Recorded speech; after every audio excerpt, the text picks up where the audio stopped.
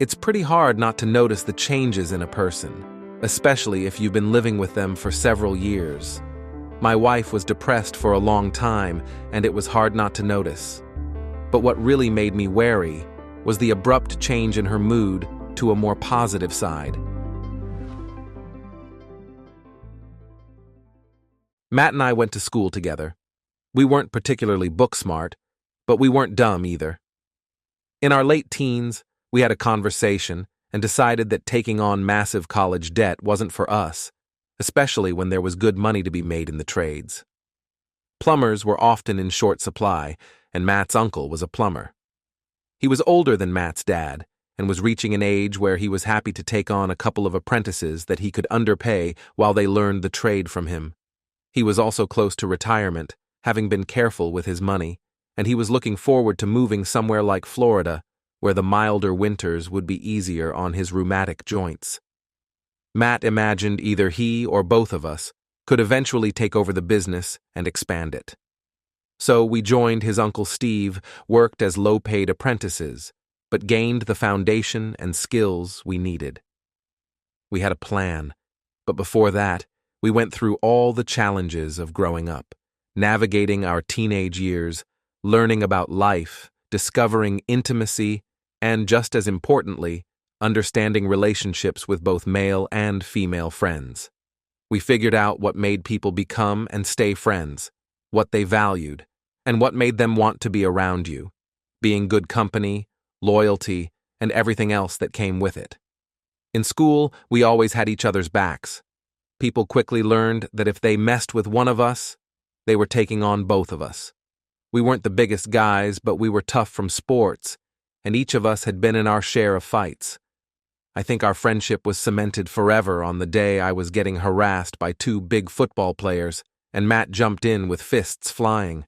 Before they knew what hit them, we had teamed up to take them both down, and after that, we were inseparable. Nobody seemed interested in messing with us anymore. When it came to the opposite intimacy, Matt was a bit of a player. He liked to spread himself around and rarely went without a girl on his arm. As for me, I'm Jim, by the way. I became infatuated with Kate in my first year out of school, as Matt and I were learning the plumbing trade from his Uncle Steve. I met Kate at a bar one night, and we instantly connected. We enjoyed each other's company, spent a lot of time together, and eventually, our relationship became intimate. We found we were just as compatible in the bedroom as we were outside of it. Matt began to feel like a third wheel, unhappy about losing his wingman. However, he told me I had done well for myself, and admitted that if I hadn't hit it off with Kate first, he would have liked to see where things could have gone with her. When we were all together, it felt like we were family.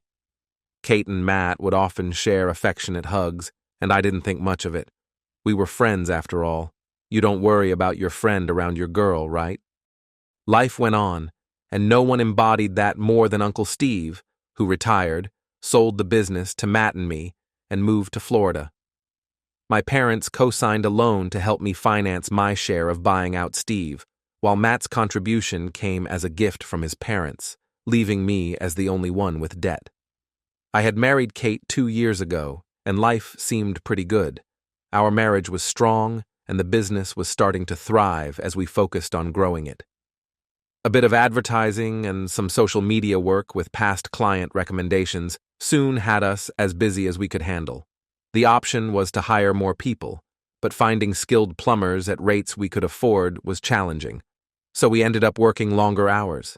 Kate was working as a clerk in a law office. The pay was decent, but she didn't really enjoy the job, especially since a creepy lawyer kept hitting on her, though she managed to fend him off. Then she mentioned she was looking forward to starting a family. I wasn't sure when that would happen. While we were doing okay, my loan made it far from an ideal time to lose her income. As my workday got longer and we had fewer opportunities to start a family, Kate began to withdraw into herself, and I began to worry that she might be suffering from depression. I kept telling her that it wouldn't always be like this, and that there would be even happier days ahead, but she was still unhappy. Then, one day, it was as if a switch had been flipped. Kate began to smile again, and the tension seemed to disappear. I wondered what had changed, but I was just relieved to see that my wife was happy again, so I didn't dwell on it. Soon, our stagnant bed life resumed, and Kate seemed more energetic and craved intimacy almost every day. Which one of you wouldn't be thrilled with this? But then something started to bother me. The fact is that she started doing something new, unusual, while we were having fun in bed. I felt awkward, and I needed to think about everything. Did I create a problem where there wasn't one, or was her newfound happiness connected to something else? A few weeks later, I realized that I needed to talk to someone, and my best friend Matt seemed like the obvious choice. Matt and I met at the staging post, got a couple of beers each, and took a table against the far wall. "What's bothering you, buddy?" Matt asked. "You've seemed a little out of your mind the last few weeks. I didn't want to pry into other people's business, but I thought you'd talk to me when you were ready. I hope it's nothing special, Matt, but it's about Kate. She felt depressed, hated her job, and was accosted at work by some sneaky lawyer. But then, about 6 weeks ago, she suddenly changed. She became as happy as she could be. 2 weeks later, we are close almost every day. And what's your problem with a happy wife who wants intimacy?" Matt grinned back. "Well, after a couple of weeks, I noticed that she started doing things she hadn't done before. The thing is, she's never done that before. It got me thinking, where the hell did this come from? Did she learn new tricks from someone else?" "Dude, I love it when they do this to me," Matt said, although I caught a glimpse of a "what the hell did I say that for?" expression on his face before he quickly waved it off. "It's okay, Jim." We spent a couple of hours drinking beer together, but now I had two people on my mind. I'm not an educated person, but I've heard of Occam's razor. When you have several possible explanations, the simplest one usually turns out to be the right one. That Saturday morning at breakfast, I said to Kate, "I have a lot of work today, so I won't be home most of the day. I just wanted to warn you so that you can invite your sweetheart while I'm gone."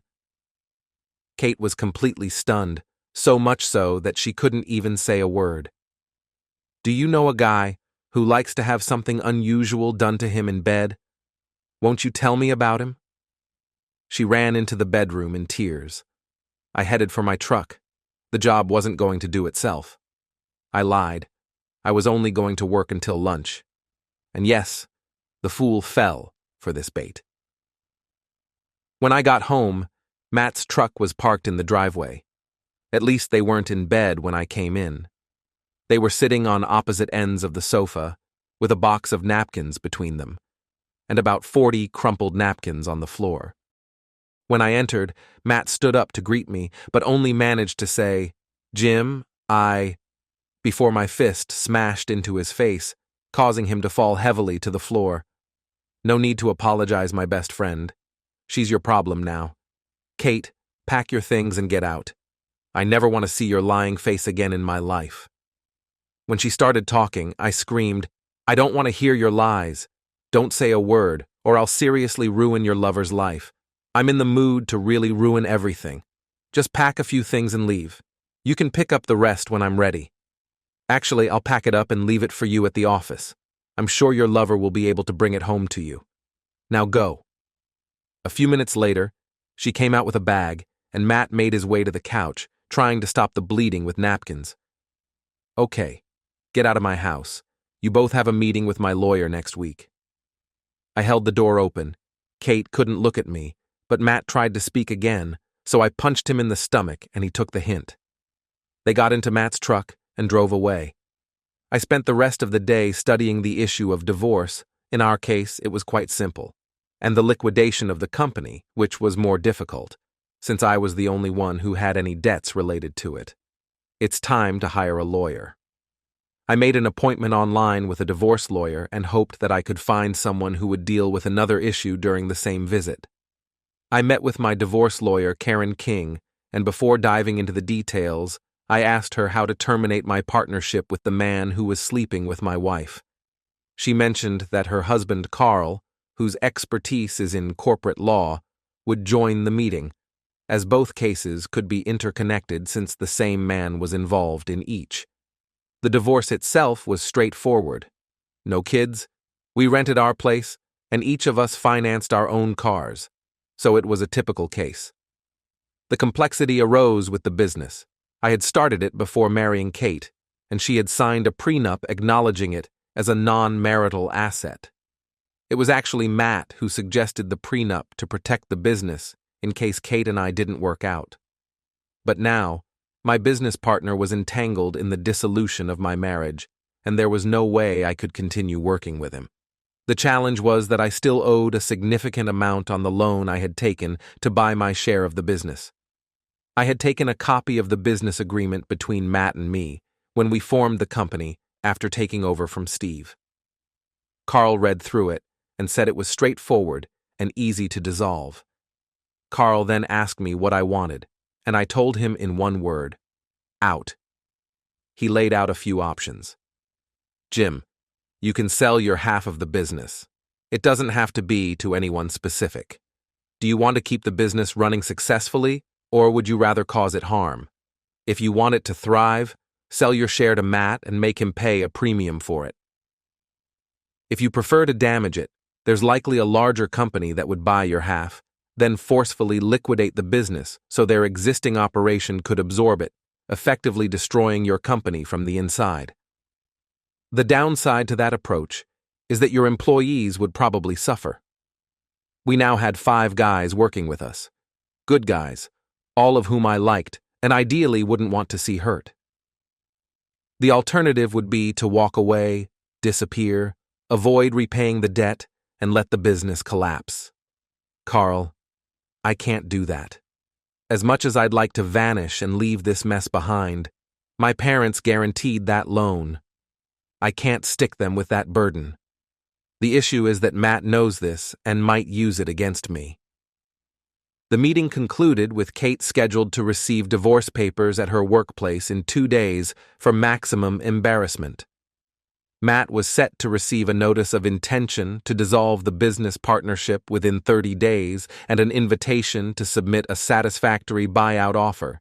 He would also get this notice in 2 days. Now, I just have to sit back and wait. I didn't go to work, and Matt started calling me, but I ignored him. He emailed me, asking where the hell I was and saying we had a business to run. Work was piling up, and customers were complaining about missed appointments. I ignored that too. Honestly, I didn't care about the business anymore. I just wanted out. The next day, my phone was flooded with messages. Kate was asking, "How could you?" And Matt was furious, saying, "What the hell is going on, man? This is our business." I replied with a photo of my middle finger with the caption, "To hell with you." Kate hadn't even tried to reach out since Saturday. She knew how much I despised her and was aware of the mess our marriage was in, especially since the betrayal involved my closest friend since childhood and my business partner. It couldn't get much worse. That evening, Kate and Matt showed up at my house, and she made the mistake of using her key to let them in. I went straight for Matt and started hitting him again. He begged me to stop and didn't fight back, saying, "Please, Jim, we need to talk," even as I landed a solid right punch to his mouth. I thought I heard a tooth break. Kate screamed, "Please stop, Jim, we all need to talk." I glared at her with cold disdain and said, "That biche is not welcome in my house under any circumstances. You're not either, but at least you have some right to be here. Never use that key again. Actually, give it to me now. You lost the right to come and go when you became involved with my ex-best friend. Now get out, both of you, before I do something I'll regret.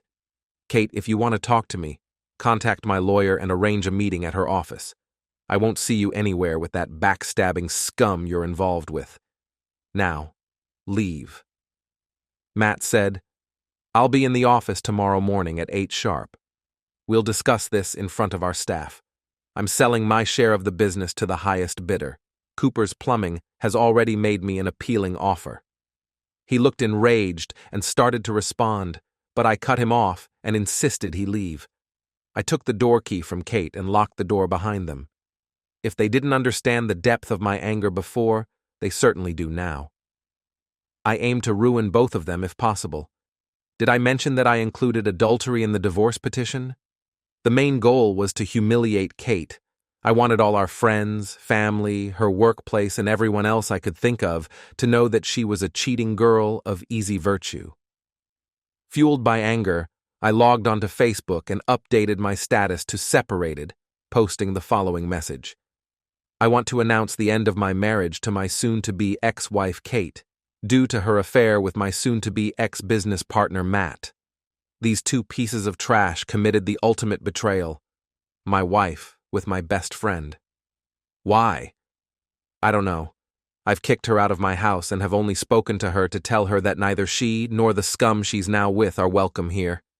I'm proceeding with the divorce and will sell my share of J&M Plumbing as soon as possible. If anyone wishes to stay friends with me instead of them, please respect my wishes and never mention either of their names in my presence. They are dead to me.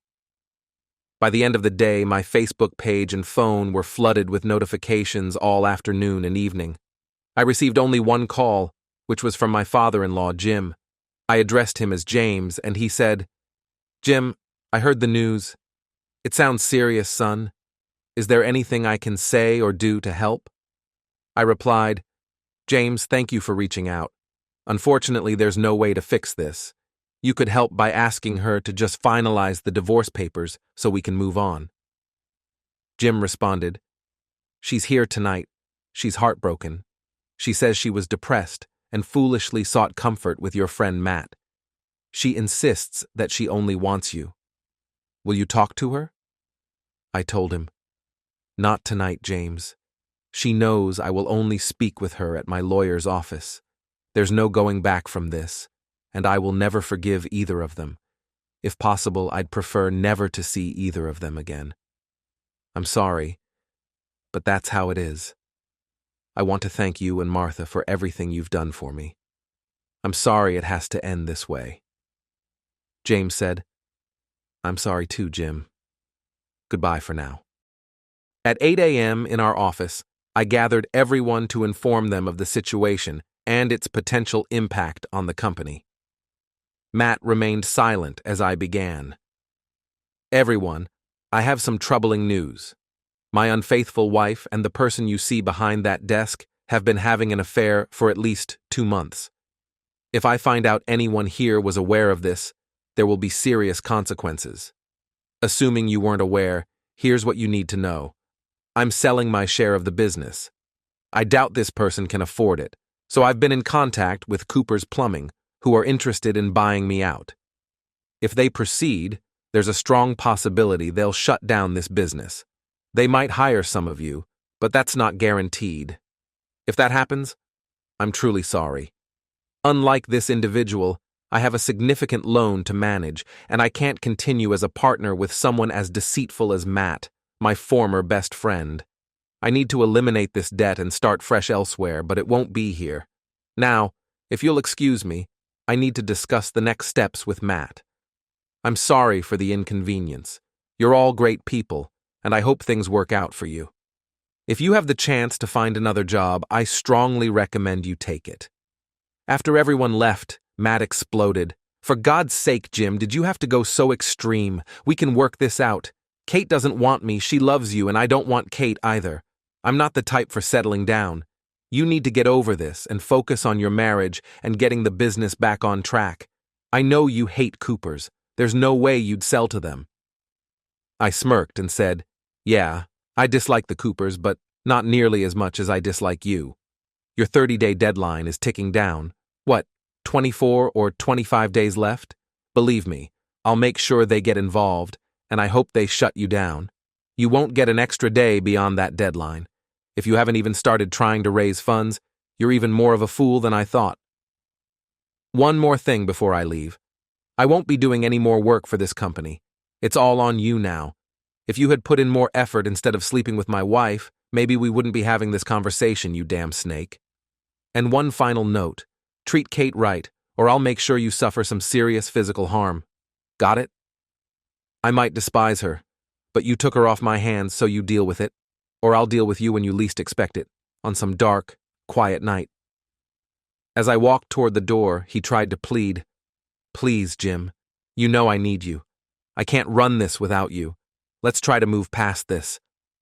My raised middle finger as I exited was the only answer he got. When I got home, I found a message from my lawyer. Kate had requested a meeting for tomorrow afternoon and wanted to bring her father and her lawyer, the same snake from her office who had tried several times to hit on her. It seemed she had really messed up. I agreed to the meeting. I didn't see the need to have James there, but I liked him and didn't want to make a point of offending him. I arrived early for the meeting to discuss things with my lawyer, but she had no advice other than to let the other side speak first to gauge their position, and then we would respond from a strong position. Kate could hardly make eye contact, but James was as reliable as ever, sincere and honest. "Sorry to meet like this, Jim. Please just keep an open mind," he said. I shook his hand warmly and told him it was good to see him, despite the situation. Her lawyer was another story. I took an immediate dislike to him. No sooner had he been introduced and shaken my hand than he said, "All right, Jim, let's sort this out and get you two back together." I gave him a stern look and gripped his hand firmly. "That's not going to happen, Gibson," I said, using his surname. "I've never met you before, but I've heard about you making advances towards my wife on several occasions. Let's keep this professional. Call me Mr. Wilson." I released his hand, and he nodded. My lawyer then said, "Mrs. Wilson, could you explain why you called this meeting? The terms of the divorce are fair, and your husband has no desire to reconcile after your betrayal. This is as severe a case of disloyalty as I can recall." Gibson interjected, "I'm sorry, but that's a gross exaggeration of the facts." I cut in immediately. "No, Gibson, it's an accurate statement of the facts. Are you here to be helpful or to mislead us?" Kate found her voice and said, "Please, everyone, let me speak for myself. I requested this meeting because I don't want a divorce. I love my husband despite my actions. Please, Jim, sit down and listen to me. Let me explain." I was about to confront her harshly when James spoke up. "Please, Jim, just talk to her privately. That's all I ask, and I promise you I won't interfere again." James had always treated me well, and I respected him and his wife, Martha. I nodded in agreement and said, "All right, James, but just one meeting, and that's it. I won't change my mind, but I'll do this out of respect for you and Martha. I have no remaining respect for Kate." My lawyer spoke up, saying, "There's no issue with the two of you meeting at any time, since you're still married. However, I recommend discussing any objections to the divorce petition terms now, so we're all clear on where we stand if your discussion doesn't resolve things. Are there any objections to the terms of the divorce? My client believes the terms are fair, but retains the right to request court-appointed counseling." "All right, noted. If there are no further objections, our meeting is concluded." As I left the office, Kate and her father approached me. James thanked me once again. I truly liked him. He made an excellent father-in-law. Every glance he gave me seemed to apologize for his daughter's behavior. I shook his hand once more and asked Kate to call me at 5 p.m. the next day. I informed her that all her belongings were packed and ready if she wanted to arrange for her father to bring her over. At 5 p.m., the doorbell rang. Kate stood there while her father stayed in his car. Although the rules of decency required that I invite him in and offer him a beer, this issue was between Kate and me. It had to be resolved without anyone's intervention. I suggested using the dining table, the most formal setting in the house, to avoid misunderstandings. It was a business meeting. Kate seemed nervous. She should have known that nothing good would come of it. It was clear to me that what she had done was unforgivable, and I was not going to change my position. A chance meeting at a bar after she had drunk too much? Unlikely, but it could give her a second chance after a long time of humility. But did she cheat on my best friend and business partner? Several times? She was crazy if she thought it was even close to being forgiven. However, I promised James that I would listen to her. "What do you want to tell me, Kate?" "That I love you, that I was in a bad position. I hated the job. I hated that jerk who is now my divorce lawyer. And I hated that you worked so hard. I knew we needed to start a family, but I felt lost and hardly saw you. I did what I promised not to do. So it's all my fault, and you just happened to be with Matt? Because it's bullshit, and I'm not buying it. No, Jim, that's not what I'm talking about. I'm trying to explain that I was depressed. I went to Dr. Sharp and he prescribed me antidepressants, but I couldn't bring myself to take them. I felt humiliated, needing something like this when I had a good marriage with a great man and a great future ahead of me. I wanted to start a family, but you told me we couldn't. All I saw was that job I despise and no prospect of us beginning the family I so desperately wanted. We discussed this, Jim. You knew how difficult it was for me, but you insisted we had to wait. I resented that deeply. Everything she said was true. She was desperate for a family, and I wanted one too, but the timing wasn't right. She went on, "One evening, Matt called, and when I mentioned you were working late again, he was surprised. He said he rarely worked late and couldn't understand why you would be, which is why you have guys working for you," he said. I started to wonder if you were inventing these late jobs or if you were seeing someone else when you could have been home with me. I was already feeling down, and this hit me hard. If your partner isn't working late, why were you?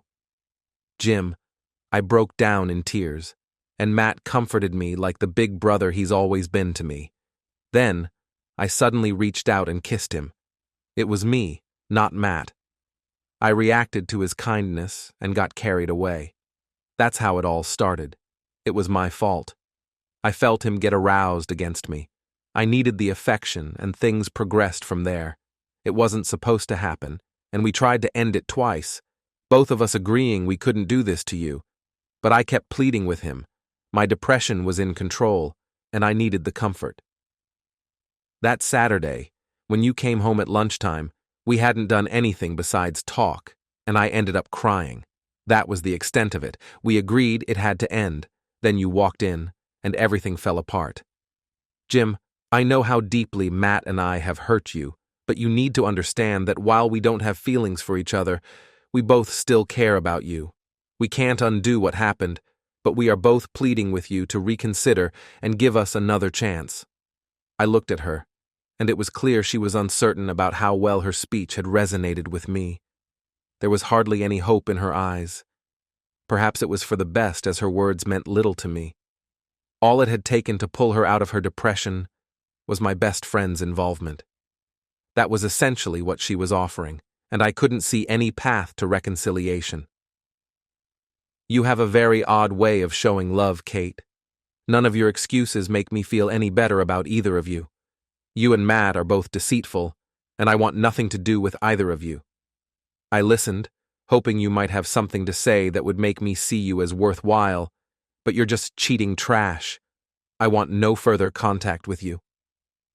Then the tears started again, but I was beyond listening or caring. Just sign the divorce papers, Kate, so we can move on with our lives. I will never, and I mean never, forgive you. You don't seem to understand what it means to cheat with my best friend. This is the end, with no chance of redemption. Kate, I didn't think it was possible to fall out of love with you, but you've managed it. I feel nothing but revulsion, pure disgust. You make my skin crawl. Even if I live to be 100, I will never be able to think of you fondly again. I guided her to the door, and she cried the entire way. I caught her father's gaze and sadly shook my head at him. He understood, nodded, and stepped out of the car. Embracing her, he gently said, "Oh, Kate, what a mess," and helped her into the car. He accompanied me to collect the rest of Kate's belongings, and we loaded them into the car while she continued to weep. He then drove her away from my life. James and I shook hands one last time. In truth, I felt a greater lump in my throat saying goodbye to this honorable man than I did dismissing his daughter. I admired his calm support for her and his acceptance of the situation. He was a good man who had certainly not raised his daughter to be a tramp. Now, I had to deal with Matt. Halfway through the 30-day notice period, Matt called me. I was reluctant to talk to him, but both he and I, along with 6 other decent men, had stakes in the business, so it needed to be resolved. "Matt, what do you want?" If it's not about selling the business, I'm hanging up. Relax, Jim. It's about the business. I've spoken to the bank. How much do you want for your share? 200 grand. What? You only paid 100 grand. Be reasonable, Jim. I can't afford that. Things are going well, but cash flow is tight. Are you seriously this clueless, Matt? You can't buy it out of cash flow. You need to raise capital. You're buying the business. It's not going to buy itself. Honestly, you're being ridiculous. I'd be doing you a favor by selling to Cooper's. You'll just ruin it. Jim, I've tried to explain. I need you, and so do the 5 guys who work for us. I'm truly sorry for what happened, but you need to help us, or we'll go under. I laughed at him and said, that's exactly what I want for my former best friend. The Coopers have offered me $200,000. If you can't beat that, I won't go back to them for a counteroffer. It's not for you, understand that. I hope to see you go bankrupt, but it's for the future of the rest of the guys. I hung up. A week later, he called again. I'm begging you, Jim. The most I can raise is $180,000. Would you consider accepting a smaller offer? I hung up.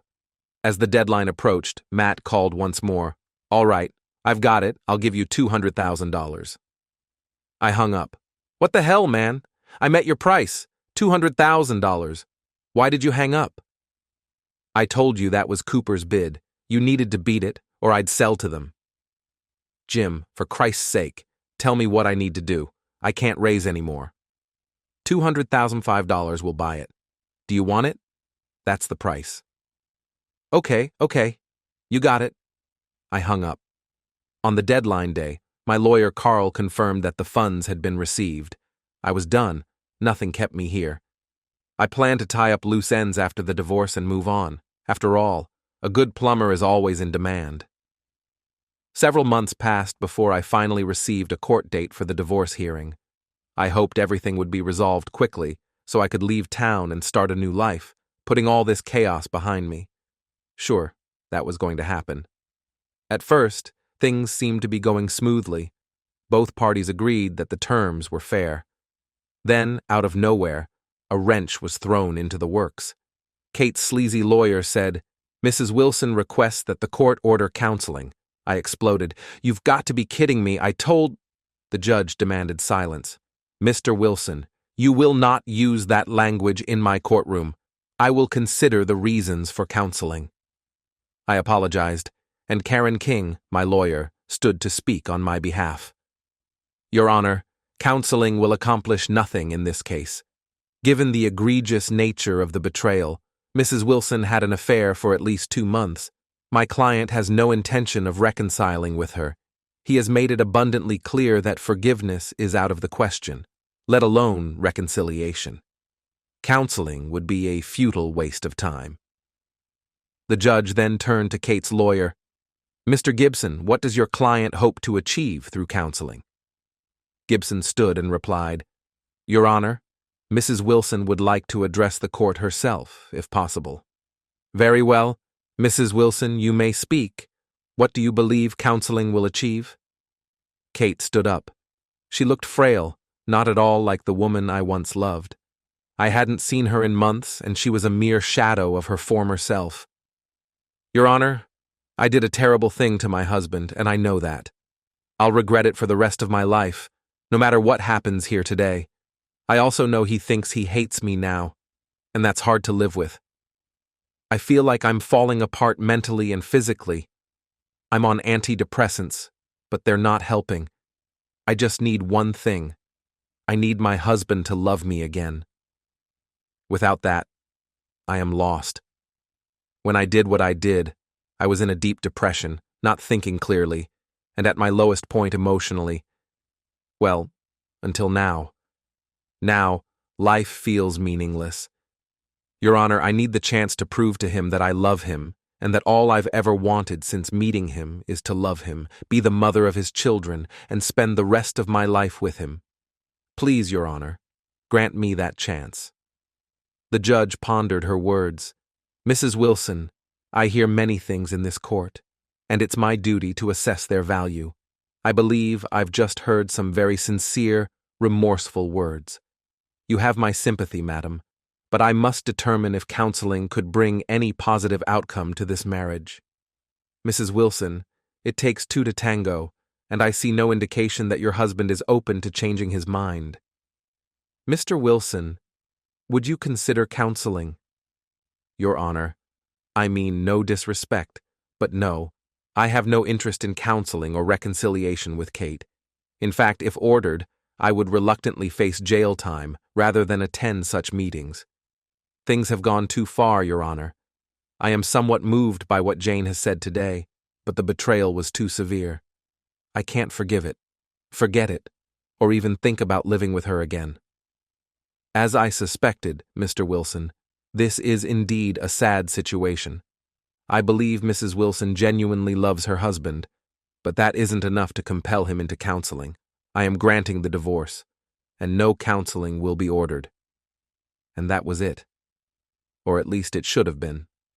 Jim, it's James. Can you come to the hospital?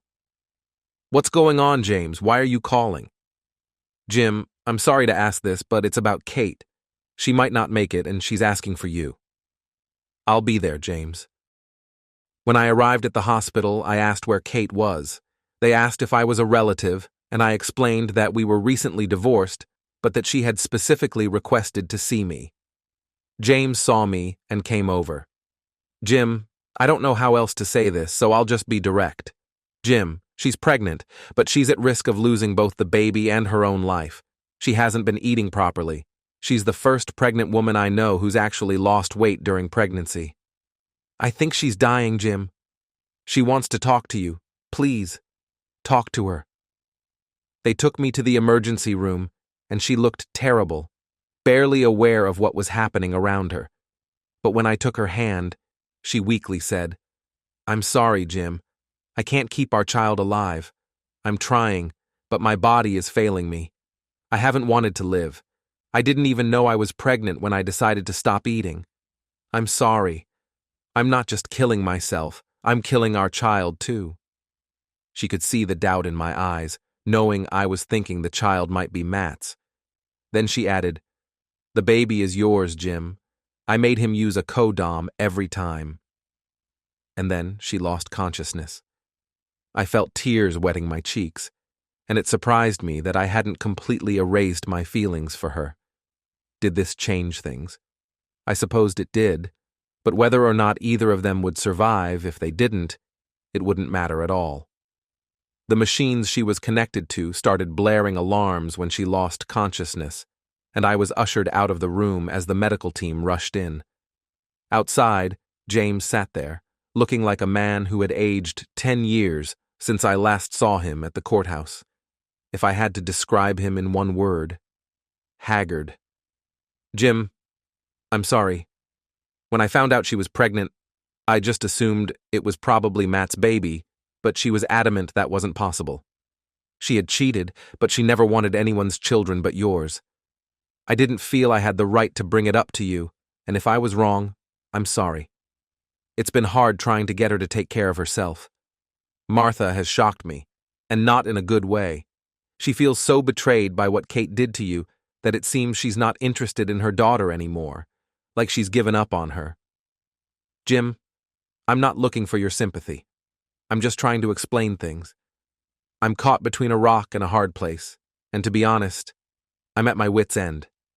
And now, this. I patted James on the arm. He was a good man caught in a bad situation because of others' actions, trying to do the right thing, even if he wasn't getting everything right. It came from a good place, and my heart ached for him. We sat there for 3 or 4 hours until a doctor finally approached us and asked who was the next of kin. James responded, "You can talk to both of us together. What's the situation?" The immediate crisis has passed, and both the mother and baby are holding on, but I must emphasize, they are barely hanging on. Neither of them is in good health. I'm particularly concerned for the mother, but the baby may also face serious health issues if it makes it to full term. We'll be keeping her here for the next several days to try and get her body in better condition to support the pregnancy. Gentlemen, I'm sorry, but I have to ask, how did she become so malnourished? James explained the situation, how the breakup and divorce had left Kate without the motivation to take care of herself, and how they had only recently discovered she was pregnant. The doctor turned to me and asked, "So, you are the baby's father, I assume?" "It appears so, doctor, but until a few hours ago, I had no idea. If the child survives, I'll want a DNA test, and if it's mine, I'll take responsibility. But James, I need to make it clear, I will support the child, but I cannot get back with Kate. There's just too much pain involved." The doctor looked at me seriously and said, "Sir, this might be overstepping, but I need to tell you this so there's no misunderstanding. It's not really my place as a doctor to say this, but man to man, I'll tell you. Based on your ex-wife's condition and what her father has shared with me, I wouldn't be surprised if you end up as a single parent within a year." I sank into my seat, thinking, just great. Now a doctor is trying to guilt-trip me into taking her back. I kept quiet for the time being. It turned out she was 6 months pregnant, and there was hardly any sign of a baby bump. Poor kid must be struggling. Was it my child? Quite possibly. Given Kate's depressed state, she might have messed up her birth control, and we were certainly having a lot of intimacy. Whether or not it was true that she made Matt use co-doms, the frequency of our encounters made it likely that I was the father. If it was my child, could I walk away? Would I even want to walk away?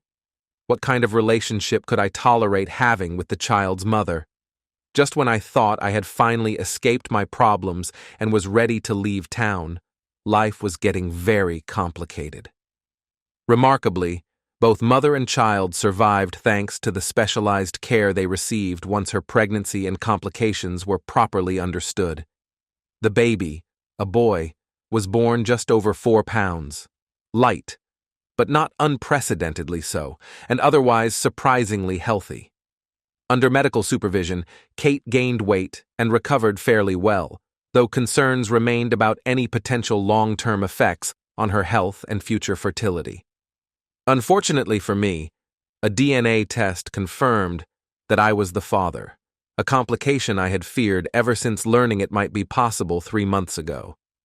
I had always imagined that fatherhood would be one of life's greatest joys, but this experience has left a bitter taste. It seemed likely that this would tie me to a woman I could no longer stand. Nothing had changed. I still had no desire to see her again, though I had never wished her any harm, even when her life was at risk. A few days after the birth, James reached out to me again. "Jim, I'm calling about the baby. Kate wants to know if you'd like to have a say in choosing the boy's name." "James, I hadn't even considered it. We're divorced, so I didn't expect to be involved. The only thing I'd prefer is that she doesn't use my surname. Maybe she could use yours, Kelly. Does that sound fair?" "Jim, I think you should talk to her directly. She's still going by Kate Wilson, and it might cause issues for the child if his name differs from both his mother's and father's. Plus, don't you want to see your son, Jim?" I hesitated, thought it over, and then realized it was something I needed to do. "Is she still staying with you, James?" "Yes." "All right, I'll come by tonight after dinner. Is 7 p.m. okay?" "See you then, Jim." I arrived exactly at 7, and James welcomed me in. I hadn't seen Martha in months. She looked worn out and much older, just like James did. Two good people caught in a tough situation. Martha hugged me and whispered, "This isn't how we raised her, Jim." Then they left me alone with Kate and the baby. "Hi, Jim. Thanks for coming. Would you like to hold the baby?" It wasn't the little guy's fault, so I took him in my arms and looked at him. Big mistake. I suddenly felt what parents are supposed to feel when they hold their child. The emotion hit me hard, and for a moment, I found it difficult to breathe. He looked up at me and stared into my eyes. I had no idea what he was thinking, but it was probably something to do with a sense of recognition and a need for protection. I was captivated. I started to smile at him. Damn, I had no idea if this was what she intended, but she was smiling too. "Cute, isn't he?" I nodded in agreement, but then my heart shattered once more. Damn it, Kate. Why did you do this to us? We could have been perfect. This could have been our dream, the best days of our lives. Tears welled up in her eyes as she said, "We still can be, Jim. Can't you find it in your heart to forgive me? I was seriously unwell. I made a terrible series of mistakes. Please, Jim, please try."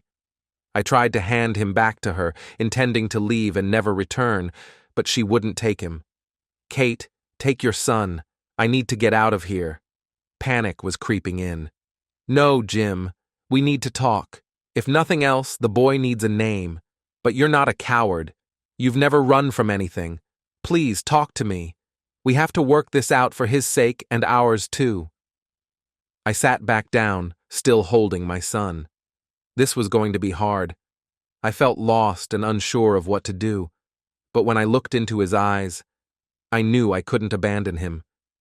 "How about James Kelly Wilson?" I said quietly. She smiled and said she liked that, the two best men in her life. I almost asked if she didn't prefer Matt as a name, but I held back. "Kate, I have a problem. I want him in my life, but I don't want you. I'll never forgive what you did, whether you were ill or not. You did that, and you did it repeatedly with my former best friend.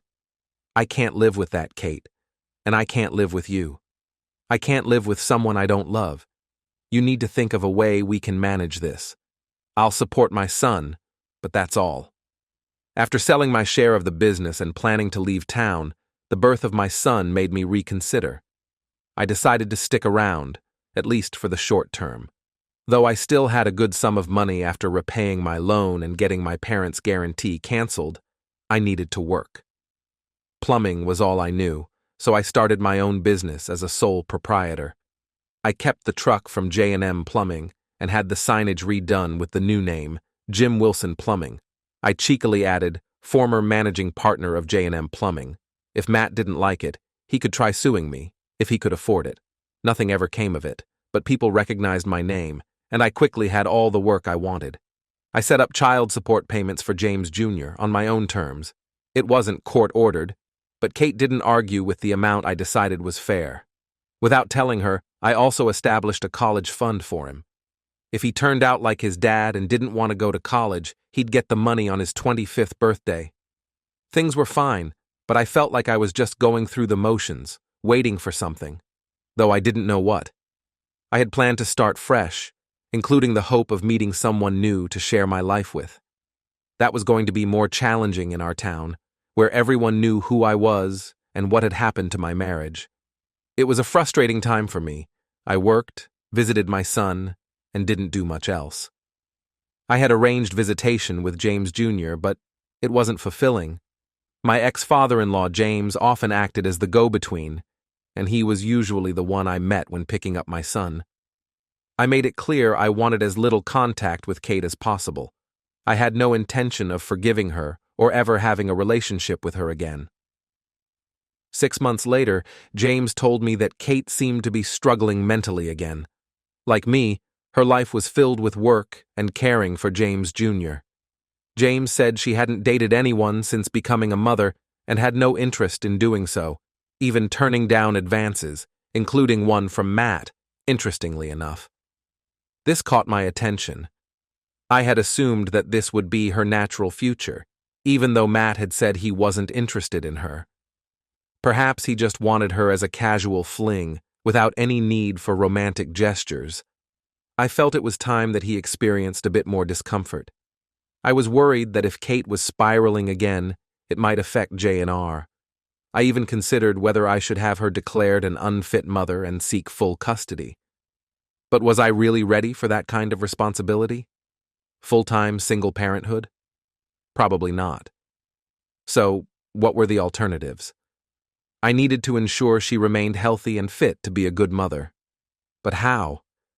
It seemed impossible without having much more involvement with her than I wanted, more than my wounded pride could handle. She had cheated on me. There was no way I could move past that. Forget forgiveness, it seemed out of the question. Of course, you can guess where this is headed. A guy gets cheated on, divorces his wife, she's pregnant, and he takes her back, and so on. Could I be the kind of man who backslides on my harsh judgment? I never thought so, but life sometimes throws unexpected challenges. Perhaps the essence of our humanity lies in adapting to new realities in order to survive. Damn. Bad news always seems to come in waves. James had informed me that Kate appeared to be struggling again, and now the news about James himself was not great. He had suffered a minor stroke. Fortunately, it wasn't severe and didn't cause permanent damage, but it was a clear sign that he needed to take life more slowly. With Martha having a hard time dealing with her daughter's infidelity, James had taken on the responsibility of ensuring both she and the baby were well cared for. So where did that leave us now? Even though Kate was no longer my wife, James was still my son, and I needed to step up in some capacity. We held a non-family family meeting and concluded that everyone, except James, needed to take on more responsibility. Kate had to stick to her medication and fulfill her duties as a mother. I needed to offer more support, which James had primarily provided, and Martha needed to contribute more to help her husband if she wanted to avoid the risk of losing him prematurely. The idea of being more involved with Kate was unpleasant and frustrating, but as a father, it was time to be present, and not just a dad when it suits.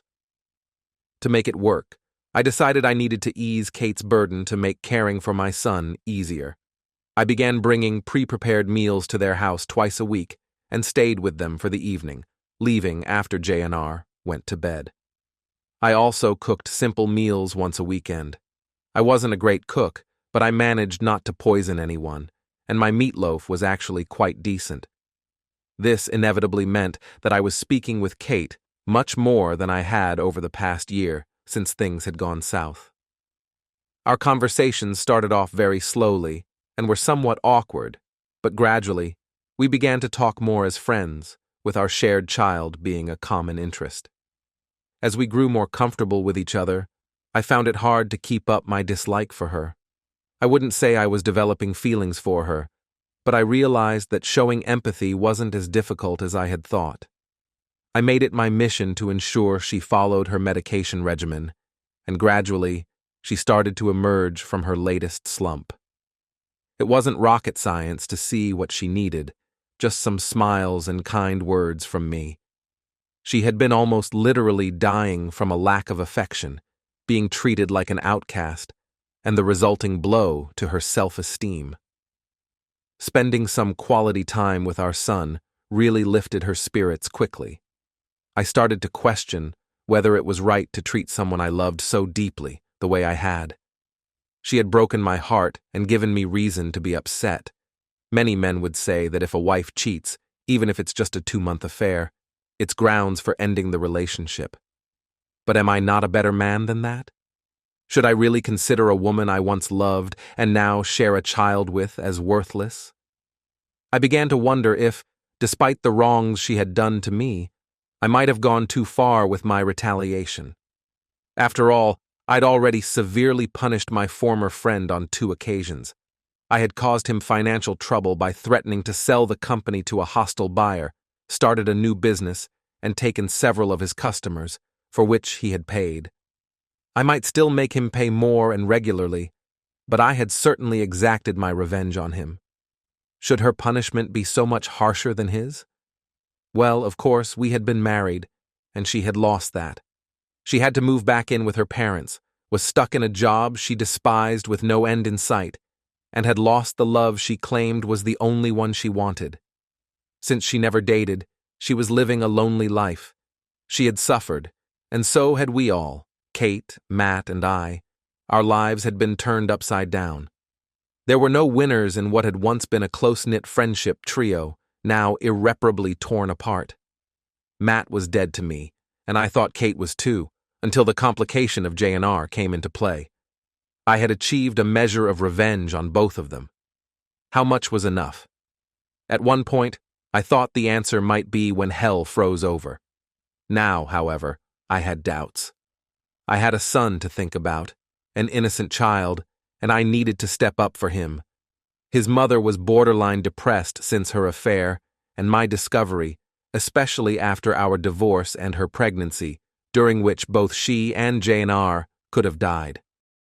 I recalled what the doctor had said to me, man to man, rather than as a medic, that I could become a single parent within a year, with a clear warning that Kate might be a potential SUIC-D risk, either intentionally or by neglecting her own well-being.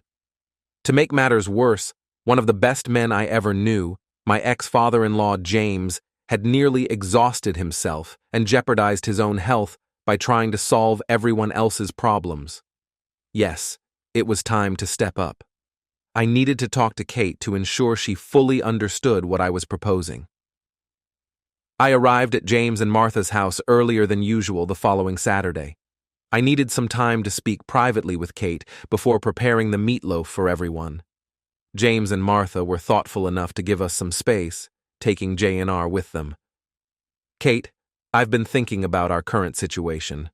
We're not giving James the best chance to recover. Honestly, he doesn't need the added stress of having you and JNR around, and me being here 3 nights a week doesn't help. So, I have a plan. I think it would be best if you, JNR, and I found a place to live. I see you're smiling, but don't misunderstand me.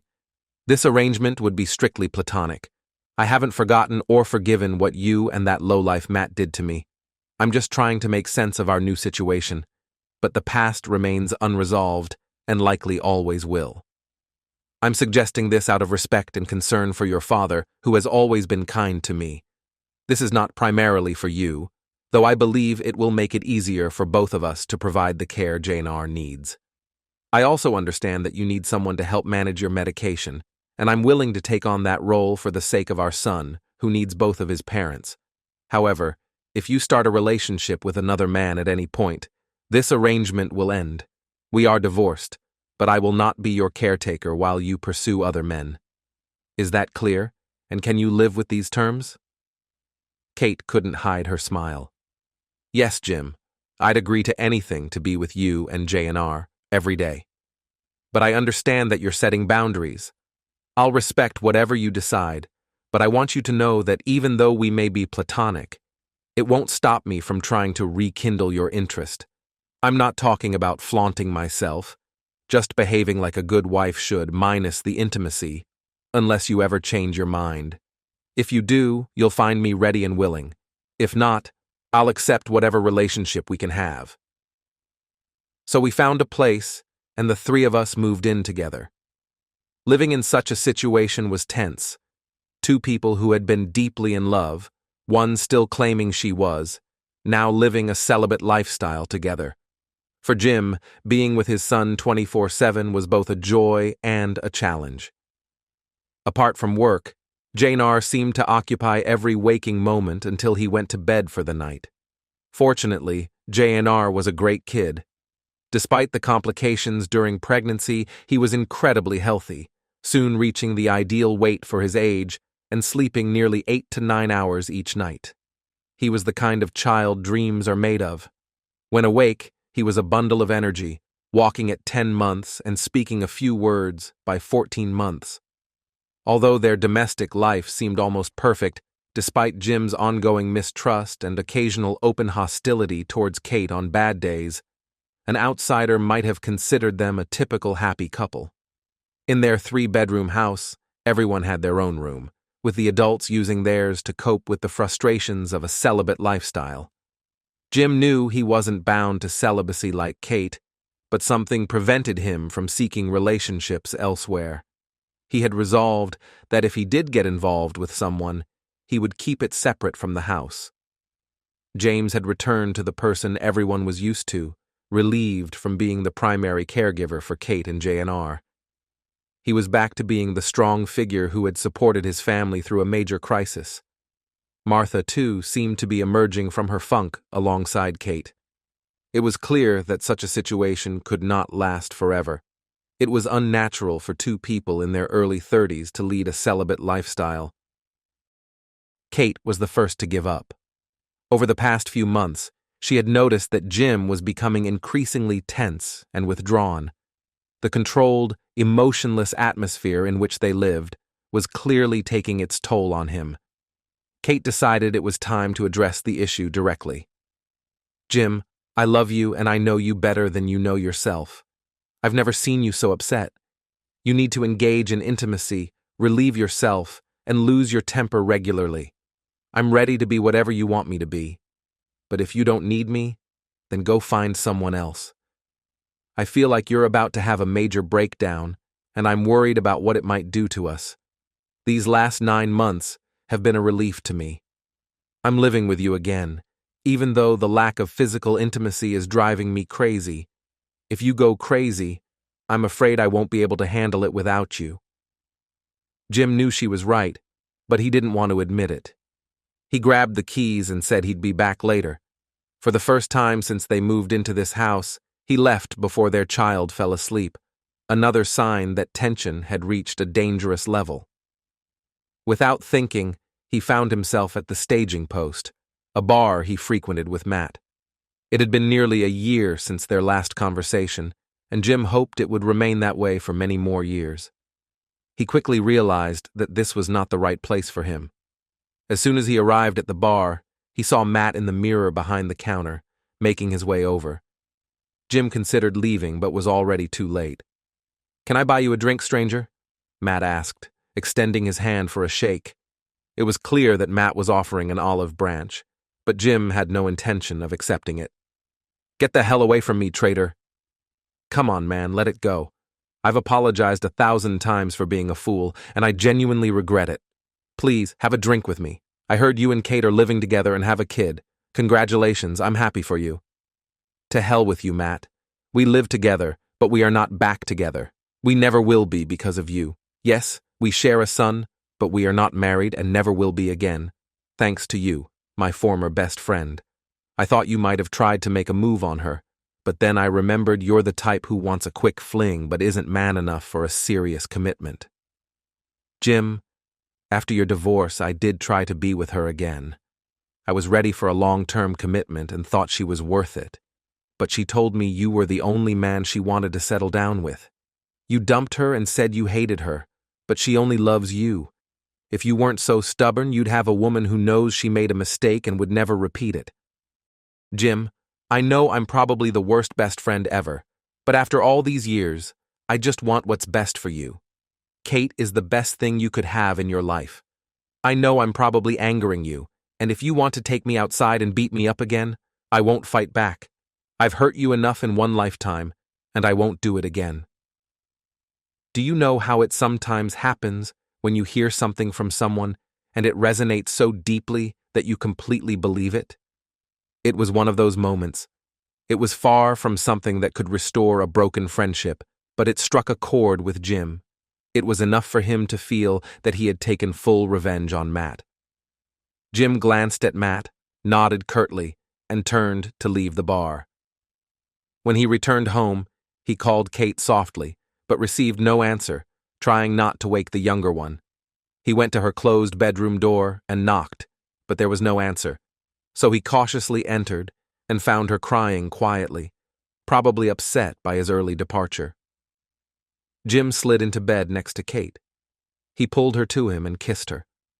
And the next moment they became close, and Jim uttered the following words: "If you do that again, I'll do something terrible." As he continued to do his thing, Kate simply repeated, "Never, never again. I love you."